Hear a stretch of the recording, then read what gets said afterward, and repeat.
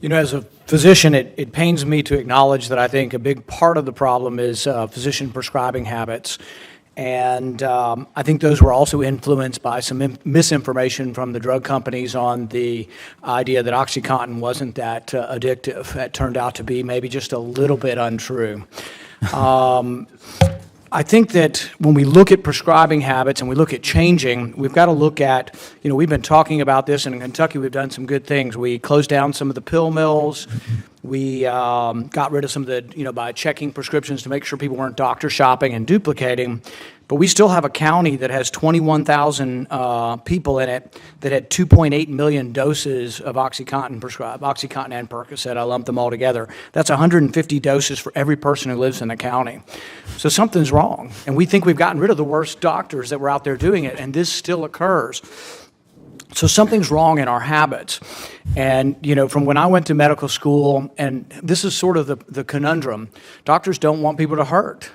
You know, I recently was a victim of an assault and had 6 ribs broken, and I was given, I was given opioids of some sort.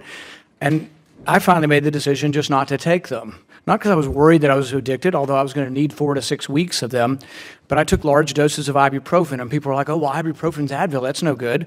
Well, it does control pain. I still had a lot of pain, but I mean, I did get some relief with ibuprofen, but people think, oh, that's not good enough because it's not a narcotic. And I just don't think we've studied these things. There isn't evidence-based medicine on a lot of this to know. Reminds me of my wife when she was having a baby. They gave her morphine. She said, well, I was drunk as hell, but I still hurt like hell. It affected her sensorium, but didn't cover pain. She liked the epidural a lot better, to tell you the truth. And so there are ways to control pain, but I think we have made a mistake in overprescribing. They say that 4 out of 5 heroin users started with prescription medication. So they became, and certain people are probably more prone to addiction than others, but they got on it, they got hooked, and then they somehow switched to heroin. I guess my question for Secretary Tilley is, we cut down the pill mills, we're cutting down duplicate, but we still have this massive prescription of pain medications. And when I talk to the doctors, they say, well, they've been on it forever, and they're on 4. And they are tolerating. A lot of them are just addicted, and they're tolerating 3 or 4, and they're not dying from it, but it's still not a great life. But we've got to figure out a way. Some of it should maybe come from the medical community that we need to change our, what our recommendations are and how we practice. But do you have a recommendation, Secretary Tilley, on what we've done so far and why we still have counties with 2.8 million doses of opioids being prescribed? Senator, yes. I was going to mention the same county and those same numbers that I shared with Andrea to my right.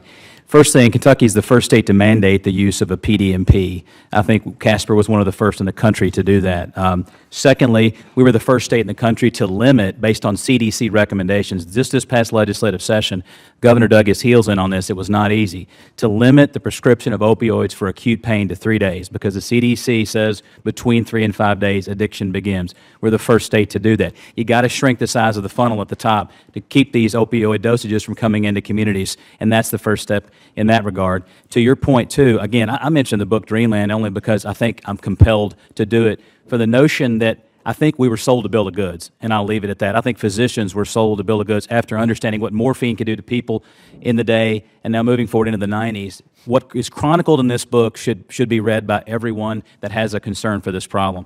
That said, at the University of Kentucky, there's a new protocol to do just what you said, and that's begin with everything but an opioid rather than the opposite. Why begin with a narcotic? Begin with everything to deal with pain, and a narcotic being the absolute last resort. And in a controlled setting, a narcotic can be effective, where it can't be diverted potentially. And that's why the injectables are coming online. At UK, there's 2 patents pending. One is for injectable buprenorphine, but that's a little off, but that's non-divertible, that can deal with the addiction. The second being a mist for naloxone. But that, again, just to say the kind of innovation in the medical community, I think is to your question. Here's one quick suggestion is that, and physicians, we don't want to be told what to do too much. Certainly. And people need pain medications, and some physicians fear it'll be too controlled and people will suffer with pain. But one of the things you might consider, and I don't know if you've done this, is go to the head of the medical society or the state board and have them go to these counties and just have a meeting with the medical society of 10 or 20 doctors and let them know these are your statistics and that you are outside the parameters. Not put people in jail, but let people know because I think somehow there could be some sort of persuasion maybe within the medical community, even stronger than just universities. Universities probably aren't as big a part of the problem as, communities are where people are, decades-long addicted. If I could, Chairman, just quickly on that point, I would credit the medical community nationally, but also in Kentucky, for recognizing that the posture was so defensive 5 years ago when we began trying to legislate our way out of this to a certain extent. And today, it's much different. We have done just what you suggested. I think it's an excellent suggestion. We need to do more of that. And that's why you see the medical schools now upping their training requirements for prescribing practices for opioids, as an example. Thank you.